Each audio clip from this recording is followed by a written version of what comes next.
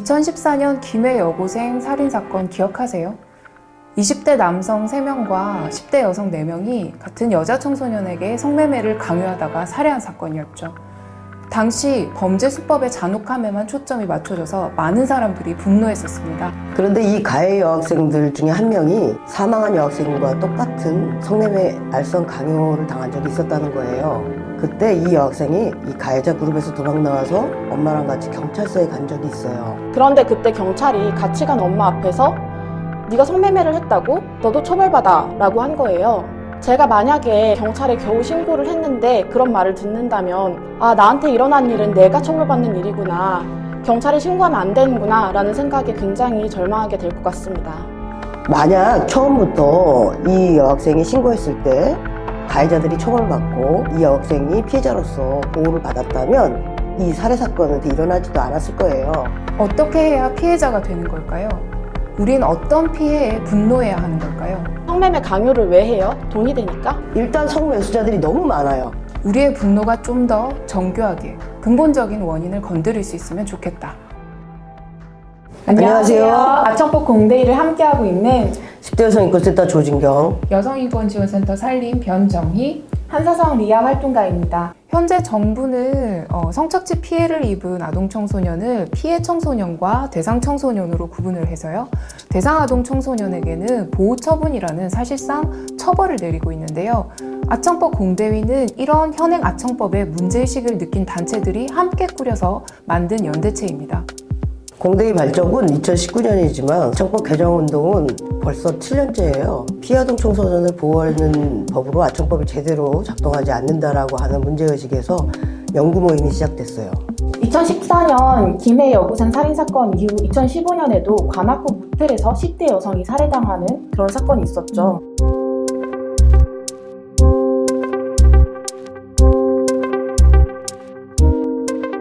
이때도 대상 청소년 개념이 계속 문제가 됐었죠. 만약 이 소녀가 살해당하지 않고 경찰에 신고했더라면 어떻게 됐을까요? 대상 청소년으로 처벌받았을 거예요. 일단 성매매로 아동 청소년이 경찰에 잡히면 경찰이 물어요. 너 돈 때문에 그런 거 아니냐? 너가 동의하고 한 거 아니냐? 자발적으로 한 거 아니냐? 경찰이 자발적이라고 판단을 하면 이 아동 청소년은 대상 아동 청소년이 되는 거죠.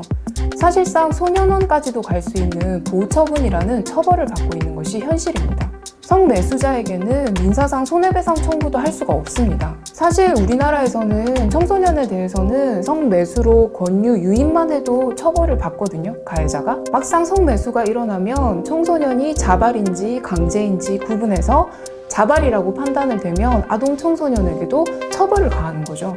사실 떡볶이 화재 사건으로 잘 알려진 하은이도 대상 청소년이었어요. 만 13세 지적장애가 있는 하은이가 6명의 남성들로부터 성폭행을 당했지만 떡볶이나 치킨을 얻어먹었다는 이유로 검사가 성폭행 사건으로 수사하지 않고 성매매 사건으로 수사한 거예요. 결국 그 성인 남성들은 아동 청소년 성매수를 했다고 처벌을 받았고, 그럼 가해자가 된 거잖아요. 그리고 하은이는 피해자인 거잖아요. 그래서 손해배상 청구를 민사상 손해배상 청구를 했는데 법원은 현행 아청법상 하은이가 대상 청소년이다, 즉 자발적으로 성매매를 했다는 이유로 손해배상을 청구할 이유가 없다, 자격이 없다라고 원고 패소를 선언한 거죠.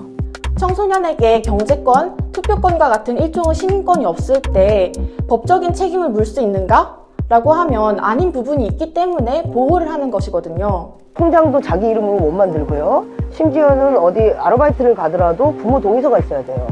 이 10대 아이들이 할 수 있는 법적 권한이나 할 수 있는 그 자율권을 주는 것은 하나도 없는데 오직 성매매의 대상이 되는 것만 자기 결정이라는 거예요. 아청법 개정안이 지난 19대 국회에서 발의되었지만 폐기되었고요.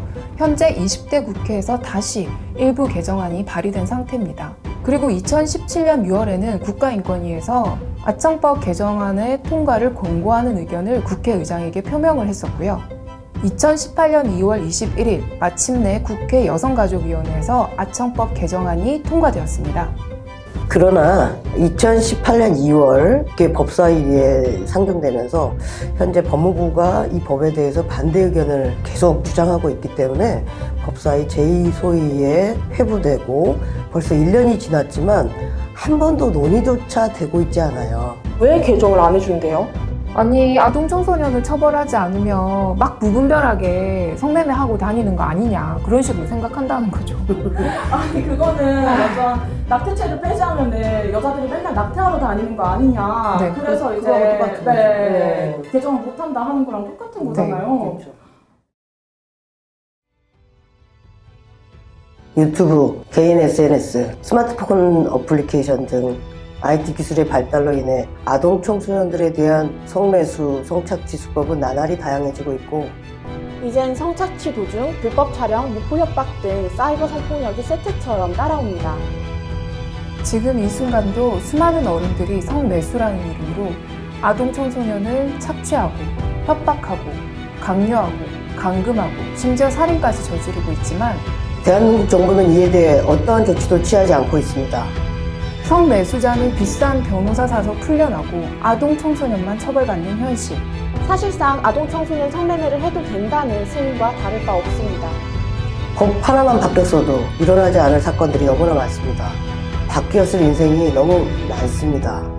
대상 아동 청소년 개념 삭제부터 시작해야 합니다. 7년의 싸움, 이제 끝낼 수 있도록 힘을 주세요. 아동 청소년의 피해 경험이 법으로부터 보호받을 수 있도록 함께 해주세요.